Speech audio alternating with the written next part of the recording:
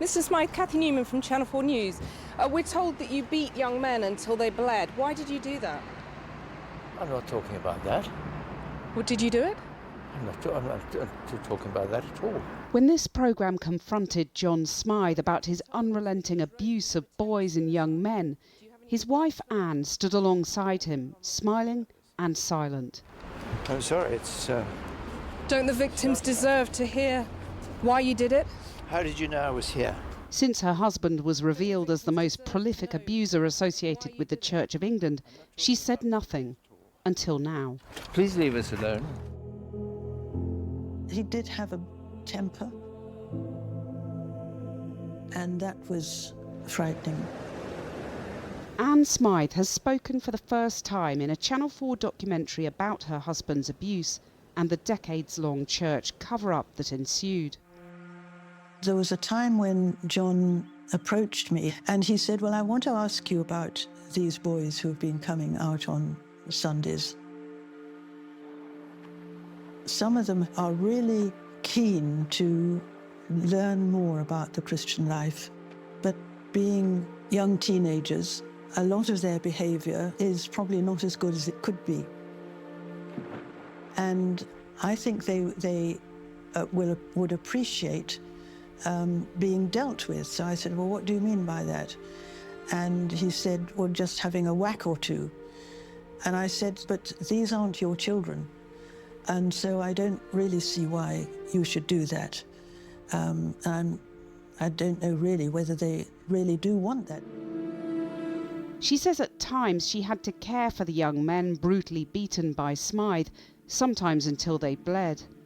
Occasionally he would say to me, so-and-so's got a bit of a bleeding mark on his bottom. Could you put some cotton wool and some oil, some ointment or something on it? So I would. I can't remember asking, is that sore? Or anything like that. I just did what I was asked for. In the Channel 4 documentary, two of the Smyths' children are seen confronting their mother. I would like to hear Mum take a bit of responsibility. I would. I can't deny it. I would like to hear her take some responsibility.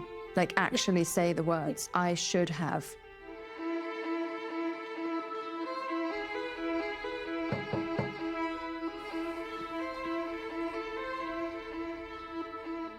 I don't understand why you didn't stand up to Dad.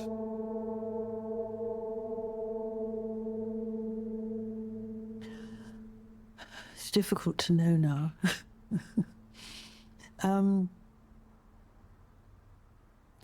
I think I realise now something I didn't realise at the time, and that was that he was two different people, sometimes even more. And when another side of him took control, it was shattering.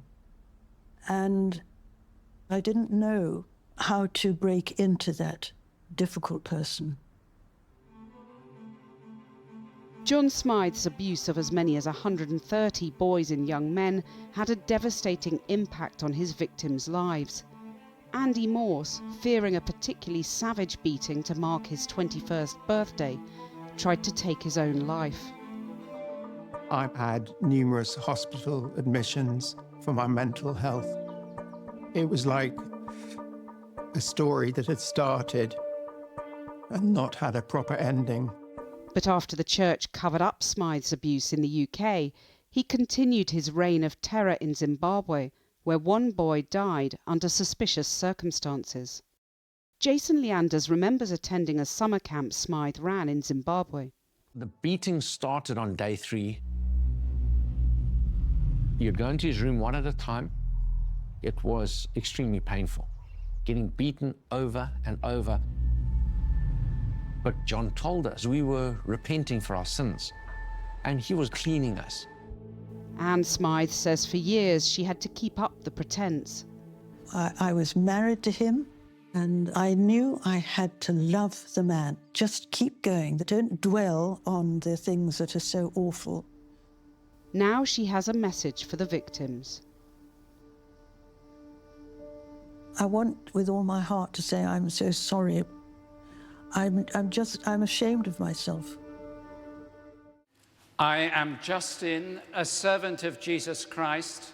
The former Archbishop of Canterbury, Justin Welby, who informed the police about John Smyth's abuses but failed to pursue it further, apologised when he quit just over a year ago. Meanwhile, Smyth's family and victims continue to try and comprehend the enormity of what he did. Responding to the Macon Review in 2024, the Church of England said, "We are deeply sorry for the horrific abuse inflicted by the late John Smyth.